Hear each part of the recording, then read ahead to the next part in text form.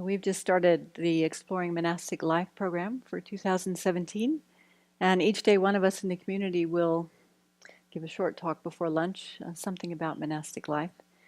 And as I mentioned this morning, an aspiration to ordain, or even an aspiration to explore ordaining, I think is a very virtuous mind. I remember when I was exploring taking ordination, someone said to me, "You're interested in ordination because you were happy in a previous life as a monastic." And I really like that thought. One of the most important things to consider in exploring monastic life is, what is my motivation for ordaining? In my own case, when I was 5 or 6, I remember wanting to be a Catholic nun. My mom worked at a Catholic hospital, and one day I went up to the hospital with her, and I saw these 2 Catholic nuns walk out of an elevator. That was in the days when they wore the white habits, and the only thing you saw was their face, sticking through, and these big stiff headdresses on. And they looked like angels to me, and I just knew I wanted to be a nurse nun like these monastics. My own aspiration to ordain arose strongly after doing a 3-month Vajrasattva retreat in 1998.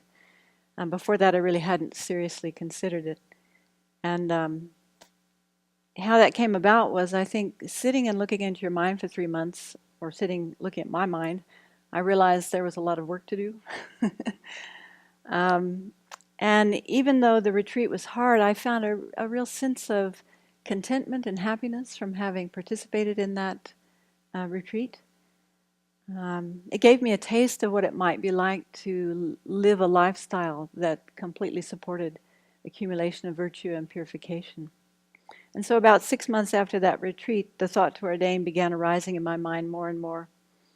And I only had a cursory understanding of bodhicitta, but I had a strong feeling that I wanted to do something to help people. I also had many romantic notions, that I would spend most of my life or my time in retreat. That the community life would be wonderful and easy, and everyone would get along because they're all like-minded. There wouldn't be any problems. I probably thought that taking ordination would make all of my life problems go away. I don't know that I consciously thought that, but underneath I'm sure it was there. So Venerable encouraged me to meditate a lot on the suffering of cyclic existence to help develop a proper motivation for ordination. Renunciation is the minimum motivation, and I wish I had taken her advice a lot stronger than I did at the time. I did what I could, but it was many years later before I really understood what that meant, like really understanding suffering and the different levels of suffering. So it does take a bit of study and reflection on why is this, because as I love this quote from the Lamrim, "Since beginningless time we've been conditioned to believe that the wonders of cyclic existence are sources of happiness." And so we have lots of habit energy in pursuing objects of attachment, attractive objects. It's easy to renounce obvious suffering, manifest suffering. We all want to get rid of that. But renunciation includes renouncing even more subtle levels of suffering, even the suffering of change, which we typically identify as samsaric pleasure.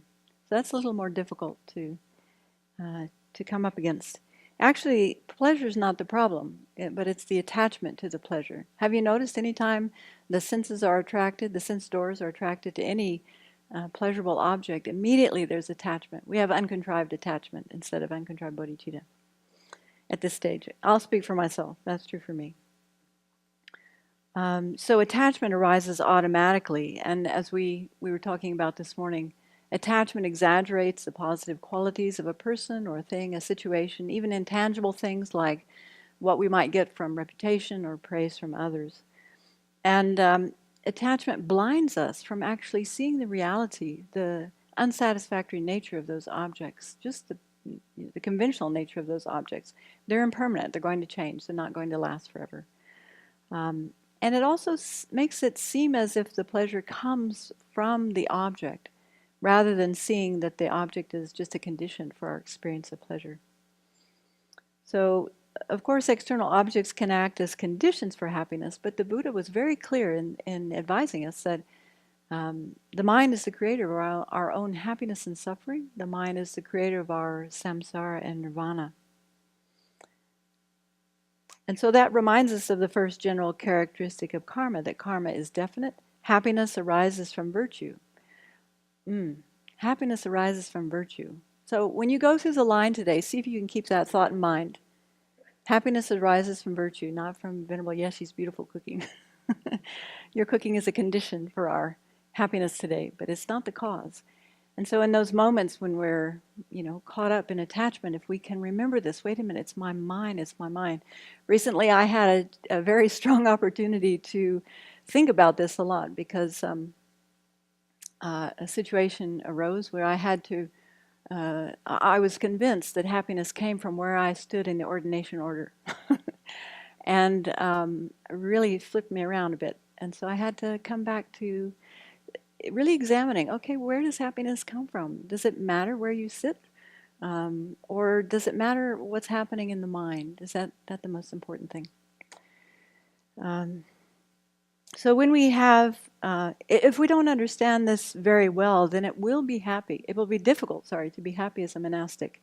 Because we'll always feel like our vows or our monastic lifestyle is depriving us of causes of happiness, cramping our style, as it were, restricting us in some way.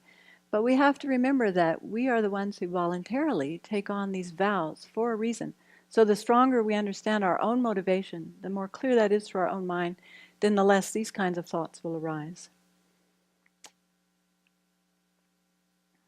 And when we can get some strong feeling, some conviction that happiness comes from our own mind, not from outside, then we can relax and enjoy the supportive container that the ordained lifestyle provides for us. We begin to appreciate the happiness of a content and satisfied, balanced mind, rather than always seeking that agitated excitement, that is identified as happiness in the external world. If external objects truly brought a kind of satisfaction, we probably wouldn't be too interested in ordaining. We'd be so satisfied we'd be at home or we'd be at work doing what we were doing. But as long as we have some doubt about that, where does happiness really come from? And we're genuinely curious to investigate that, then slowly our study and practice confirms that understanding. One quality that I think is very helpful to cultivate if you're interested in ordaining is a good attitude towards making mistakes. Have you found that to be true? After all, monastic life is training. The whole thing is training. Nothing but training. We're training in subduing our minds, specifically our afflictions. We're training in monastic deportment, wearing our robes neatly and sitting down whenever we eat or drink anything, not yelling across the room, those sorts of things. We're training in the form of monastic life wherever we live. And so we're bound to make mistakes. It's just a given. And so it's helpful to see, how do I react when I make mistakes? What comes up in my mind? Do I have an unrealistic expectation that I should be perfect? Any of you have that? Am I the only one? Okay.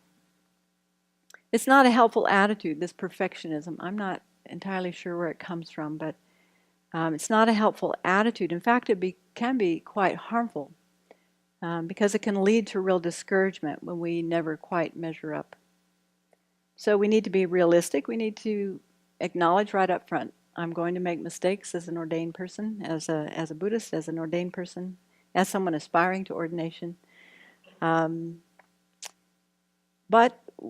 we can purify our minds, right? It's not like we make mistakes and then we're doomed, we're damned.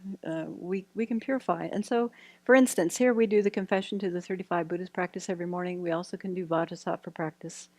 As monastics, we do a bi-monthly confession called Posada, where we restore our precepts. So that's very helpful, and I've been surprised how precious those rituals are. How it leads us to aspire to try harder. And it's quite clear that it's counterproductive to hate ourselves when we fall short of our own standard. So learning to have some self-empathy and self-compassion is necessary. It's an important tool as an ordained person. I remember asking His Holiness one time how to work with self-hate, and he very clearly said, get rid of it. It doesn't help. Still working on that advice.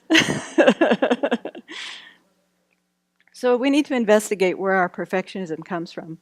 What unmet need it's protecting. Because it's a strategy. Perfectionism is a strategy for something.